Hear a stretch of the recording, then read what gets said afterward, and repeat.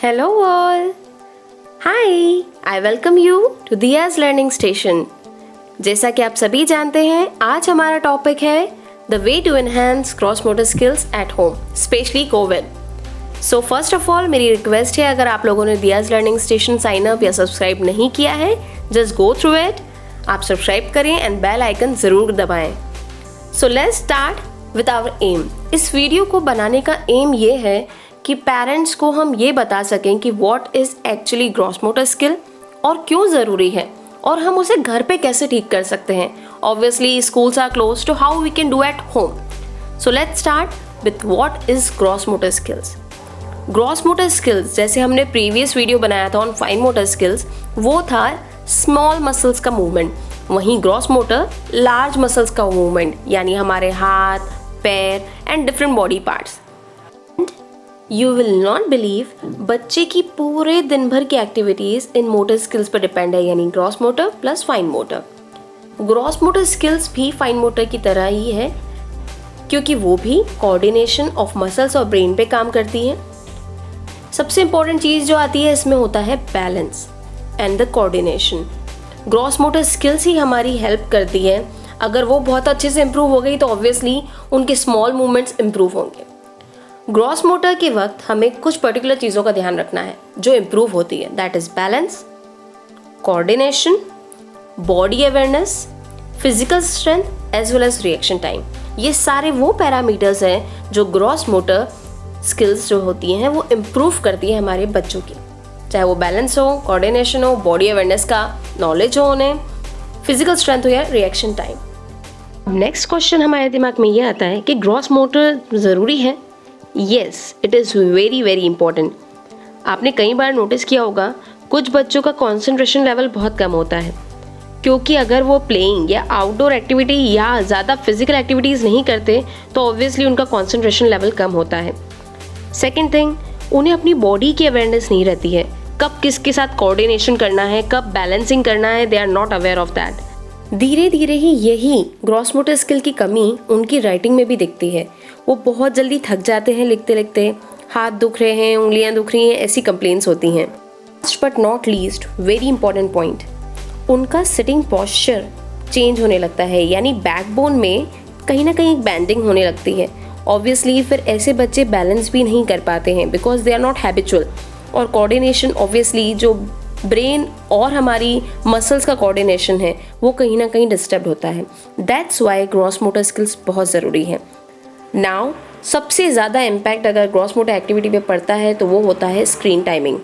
अगर वो ज़्यादा सेल फोन देखते हैं या गैजेट्स का यूज़ करते हैं तो ऑब्वियसली वो एक जगह स्टिक हो जाते हैं and they don't move their body. वो फिजिकल मूवमेंट्स उतने ही कम करते हैं. और आज इसीलिए इस वीडियो में मैं वैसी एक्टिविटीज़ लेके आई हूँ जो हम घर में ही कर सकते हैं. हमें बड़े बड़े टॉयज़ की ज़रूरत नहीं है. जो स्कूल्स में यूज़ होते हैं वो हम अपने घर पे तो नहीं ला सकते, तो ऑब्वियसली हम घर पे ही कुछ ऐसी चीज़ों से ये चीज़ें कर सकते हैं कि उनकी ग्रॉस मोटर स्किल्स बढ़े और स्क्रीन टाइम अपने आप कम हो, क्योंकि वो इंटरेस्ट लेंगे. आज जो एक्टिविटीज़ मैं लेके आई हूँ वो बेसिकली इन्हीं सब पैरामीटर्स पे डिपेंड करती है. जो एक्टिविटीज़ होंगी वो बॉडी अवेयरनेस करवाएंगी, आई हैंड कोऑर्डिनेशन में मदद करेंगी, balance, midline crossing, agility and strength. अब धीरे धीरे हम एक्टिविटीज़ इन पैरामीटर्स के थ्रू ही देखेंगे. तो सबसे पहले हम कवर करेंगे बॉडी अवेयरनेस. बॉडी अवेयरनेस का अर्थ होता है अपनी बॉडी के बारे में जानकारी रखना. और आजकल इस चीज़ को समझाने के लिए बेस्ट होती हैं एक्शन सॉन्ग्स, राइम्स. सो आपके पास 3 एग्जाम्पल्स जो मैं लेके आई हूँ, ये मैंने अपने एक्सपीरियंस यानी मेरे प्ले ग्रुप के टाइम पे मैंने अपने बच्चों के साथ बहुत गाया है, बहुत डांस किया है एंड दे लव्ड इट. इनमें हम बॉडी के पार्ट्स को डिस्क्राइब करते हैं. For example, one little finger, one little finger, one little finger, tap tap tap, put your finger up, put your finger down, put it on your head. जब ये सारी rhymes जो मैंने 3 examples के लिए दिए, आप इनसे शुरुआत करिए. आई एम डैम श्योर आपके बच्चे अपनी बॉडी पार्ट्स के लिए बहुत अच्छे से अवेयरनेस रखेंगे. ये बहुत ईजिली आपको मिल जाएंगी और मैंने नाम यहाँ डिस्क्राइब कर रखे हैं, तो you can search it and you can have fun with it.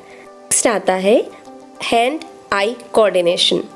आप इस पिक्चर को देख के समझ रहे होंगे एंड ये बहुत ईजी एक्टिविटी है और मैंने अपने बच्चों को करवाया था एंड दे लव्ड इट. इसमें आपको बस थोड़ी सी बॉल्स चाहिए रहेंगी और सिंपल सा एक टेप। आप इस टेप को 2 जॉइंट से अटैच कर दें और फिर उन बच्चों को ये बॉल्स दे दीजिए और उन्हें कहिए कि इस टेप पे चिपकाएं। You will feel awesome. जब वो बॉल गिरेंगी वो उठाएंगे। इस सिंपल सी एक्टिविटी की वजह से उनका हैंड और आई कोऑर्डिनेशन बहुत अच्छे से डेवलप होगा और ये बहुत ईजी है। एंड धीरे धीरे वो इंटरेस्ट जब लेंगे तो अपने आप वो कलर रिकॉग्नाइजेशन भी सीख जाएंगे। नेक्स्ट आता है बैलेंस। इट्स वेरी इजी और बहुत इंजॉयबल एक्टिविटी है। हम लोग भी पहले ही खेलते थे, लेकिन आजकल इसको नाम दिया गया है हॉप स्कॉच।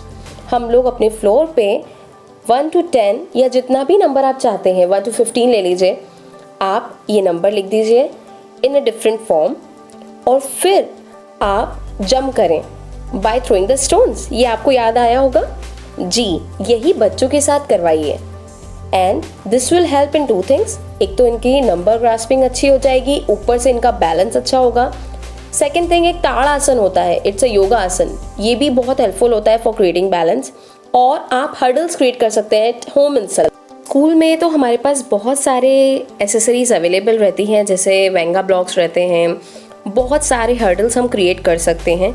लेकिन at home we can use table जिसके नीचे से उन्हें निकलना हो, पिलोज जिसको जंप करके उन्हें क्रॉस करना हो, तो हर्डल्स हम क्रिएट कर सकते हैं। नेक्स्ट आता है मिड लाइन क्रॉसिंग।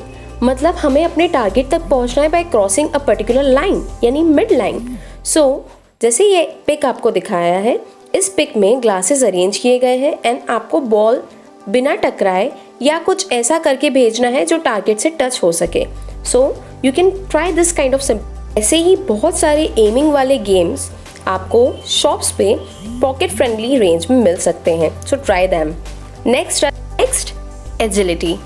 एजिलिटी का सिंपल सा मीनिंग है that is how we can quickly and easily move. कौन कितना एबिलिटी रखता है जल्दी से और ईजिली मूव करने की। जैसे कि आप फोटोग्राफ्स देख रहे हैं, ये चीज़ें हमने हमारे प्ले ग्रुप के टाइम पे बहुत की है, लेकिन एज ड्यू टू कोविड हम ये सारी चीज़ें अवेल तो नहीं करवा सकते बच्चों को, लेकिन घर पे उनके लिए कुछ ऐसा क्रिएट ज़रूर कर सकते हैं। लेट्स अंडरस्टैंड कैसे। आप हुला हुप्स की जगह अपने पिलोज यूज़ कर सकते हैं, कोन्स की जगह कुछ भी ऑब्जेक्ट्स यूज़ कर सकते हैं जो हार्मफुल नहीं हो बच्चों के लिए, जो टूटे नहीं, अदरवाइज मम्मा डांटेंगी और नुकसान ना हो। ऐसी चीज़ें अगर आप लाइन पे भी रख दें विद अ पर्टिकुलर डिस्टेंस और फिर आप बच्चों को बोलें कि वो पर्टिकुलर टारगेट पे पहुंचना है, सो कौन कितनी जल्दी पहुंचता है या कौन बिना टच करे पहुंचता है, और इन्हीं होममेड हर्डल से उनकी ग्रॉस मोटर स्किल्स डेवलप होंगी।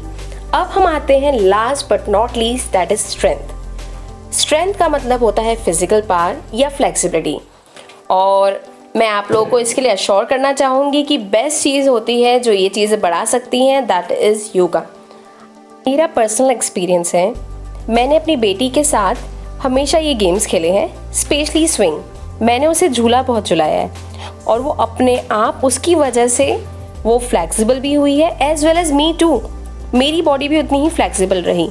कि 2 फ़ायदे होंगे, एक तो हमारी फिजिकल स्ट्रेंथ बढ़ेगी एंड दूसरा हमारे बच्चों के साथ हमारी बॉन्डिंग। मैं उम्मीद रखती हूँ कि आपको ये वीडियो बहुत यूज़फुल लगे एंड आप अपने बच्चों के साथ बहुत अच्छा समय बिताएं। Thank you so much for listening.